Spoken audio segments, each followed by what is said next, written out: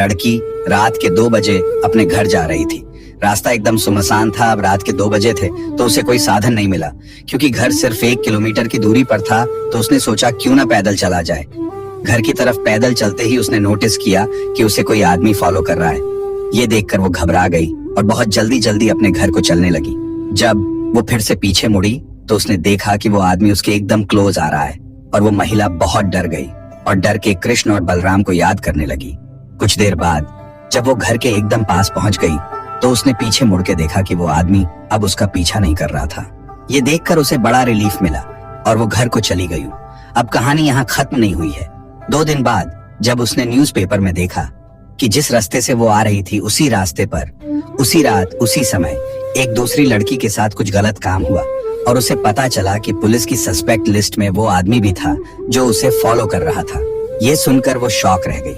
वो सोचने लगी कि वो आदमी उसके साथ भी तो कुछ बुरा कर सकता था, लेकिन उसने उसका पीछा करना छोड़ दिया और किसी दूसरी लड़की के साथ ये दुष्कर्म किया। जब पुलिस ने उसे उस आरोपी की पहचान करने के लिए पुलिस स्टेशन बुलाया तब उसने उसकी पहचान करने के बाद उस आदमी से पूछा कि तुम मेरा पीछा कर रहे थे और अगर चाहते तो तुम मेरे साथ दुष्कर्म कर सकते थे, लेकिन तुमने ऐसा नहीं किया और किसी कारणवश मेरा पीछा करना छोड़ दिया और किसी और लड़की के साथ ऐसा किया। ऐसा क्यों किया तुमने? तब वो आदमी बोला कि हाँ, तुमने सही कहा, मैं तुम्हारे ही पीछे आ रहा था, लेकिन तुम अकेली नहीं थी। अगर अकेली होती तो मैं तुम्हारा साथ ही ये सब करता। ये सुनकर वो शॉक रह गई और बोली, क्या मैं अकेली नहीं थी? कौन था मेरे साथ? आदमी बोला, इतना भोला मत बनो, तुम्हारे साथ 2 लड़के और थे, एक काला और एक गोरा।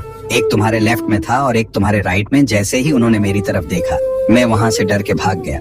ये सुनने के बाद लड़की की आंखों से एकदम आंसू बहने लगे। उसके रोंगटे खड़े हो गए और वो समझ गई कि जब उसने कृष्ण और बलराम को अपनी प्रोटेक्शन के लिए याद किया था तब कृष्ण और बलराम उसकी प्रोटेक्शन के लिए उसके साथ चल रहे थे। उस लड़की को रोते हुए देख उस आदमी ने पूछा, क्या हुआ? तुम तो बच गई, तुम्हें तो खुश होना चाहिए ना, तो रो क्यों रही हो?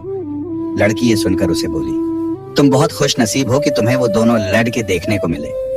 और ये कहकर वो लड़की वहां से चली गई।